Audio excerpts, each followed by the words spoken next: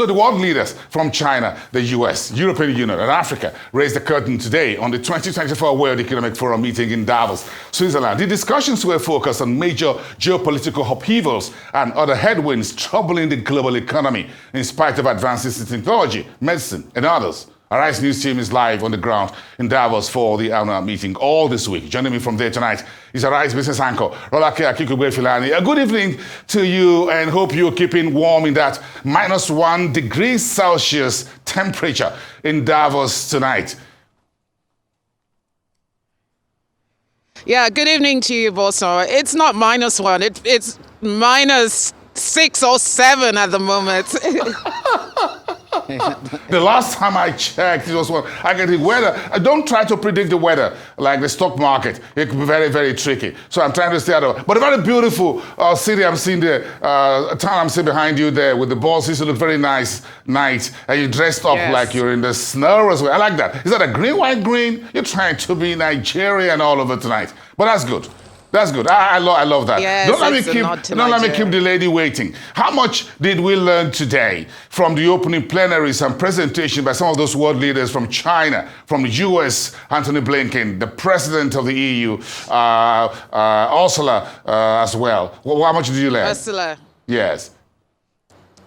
Yes, I'm reporting here live from St. Gallen, a beautiful city on the outskirts of Davos. Today, we had some important plenary sessions featuring the Chinese Premier Li Qiang, the European President Ursula von der Leyen, and of course, several US spokespeople. I will start with China. Very interestingly, one of the big sound bites coming out of the Premier, who interestingly was met by the Swedish president, which never happens, but China is Switzerland's biggest trading partner for the last 10 plus years. China said they will hear the views of foreign businesses. So the Chinese premier, they're striking a very reconciliatory note, reaching out to the business community. And that's understandable, given some of the headwinds the Chinese economy has been facing. They talked about growing urbanization in China, 300 million population moving into cities, placing huge demand on infrastructure and other urban services.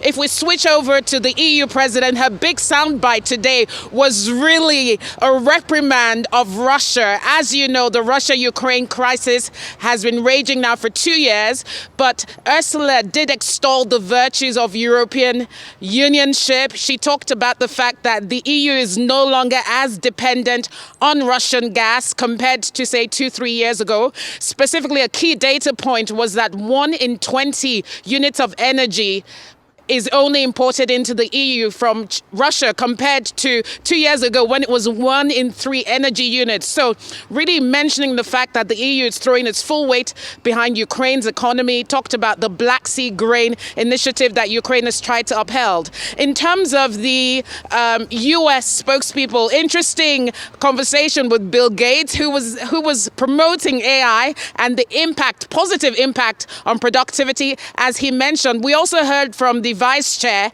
of BlackRock, Philip Hildebrand, who talked about the fact that infrastructure spend really needs to increase around the world. And I think that's something that resonates for us here, Africans. So finally, John Kerry was at the first movers session talking about clean technology and how it's going to transform the world. So all the world leaders, really exciting soundbites, some very serious matters on the table, but they also help us cast a crystal ball into the future. And the final thing I will mention really from the US and Philip Hildebrand, he talked about that fact that markets had already priced in interest rates rises already. He's not expecting that to really be a major challenge this year, but he did raise concerns around service and wage inflation in the US, although goods inflation in the US has sort of moderated. Over to you, Bosom.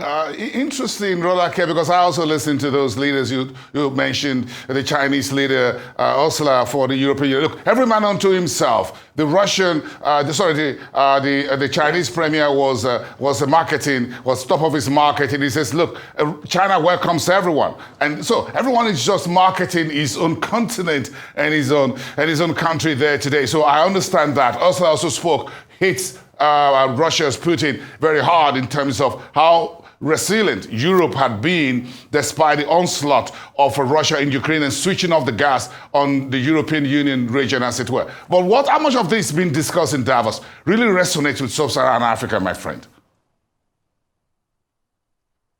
Very, very interesting you mentioned that, Bosa, because one of the key things that our very own Vice President Kashim Shettima said during his session on African trade, he mentioned what Africa seeks is, and I quote, genuine partnerships. And I think that was something that really resonated across the board. If we look at the Davos gathering, the World Economic Forum, it really started many, many decades ago as a European management forum before it morphed into a more diverse platform for global voices.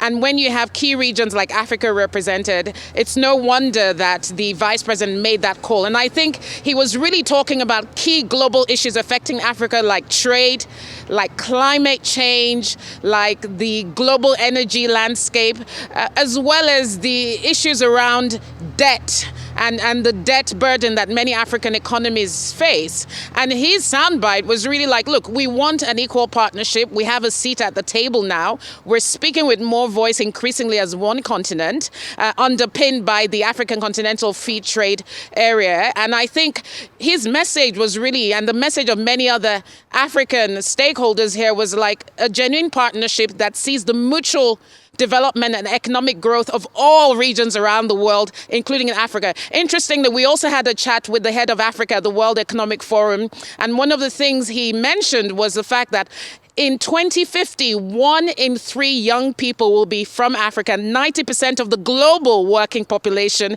will be in Africa. So the reality is Africa cannot be ignored. We need to tackle the issues that face us. We have our own resources that we need to harness and mine, but we need global partnerships because we live in a globalized world and we can't divorce ourselves from those dynamics. So I think so far so good in terms of the big key messages. I think going into the week, we want to see a bit more tangible and practical steps and measures that will move the needle forward on growth.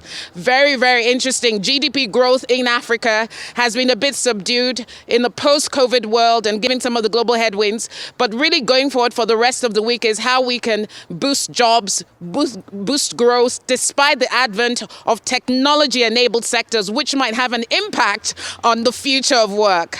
Interesting. There's a whole lot on the menu, in a manner of speaking, for all of you out there in Davos. But again, if you streamline bringing that home to Nigeria, what do you think our core message should be, the core takeaway for us as a country, as the most populous country in Africa from this summit? Rolaka. Look, Bosa, I think the core message is most countries here at Davos are focusing on their national economic interests. And that's the reality. We can come here, we can have conversations, we can shake hands, sign trademark or marquee deals, but ultimately, much will depend on economic and political leadership and governance back home. If we go back to the overall theme of the World Economic Forum, what a platform like this should do is to help us rebuild trust, not just globally, but within our own economies. And the idea for this is, hopefully it inspires Africa's economic and political leaders to do the needful, stay focused, stay lean, and stay aggressive in the pursuit of sustainable economic growth. We have to move the needle on key figures. Look at inflation, look at unemployment, look at interest rates, look at the exchange rate and devaluation. Macroeconomic stability should be the name of the game, but the other part of that game should be sustainable employment and job creation, given our teeming youth population. So it should really be go back home after this. It's nice to do, nice to have. Put your head in and get the work done. Roll up your sleeves.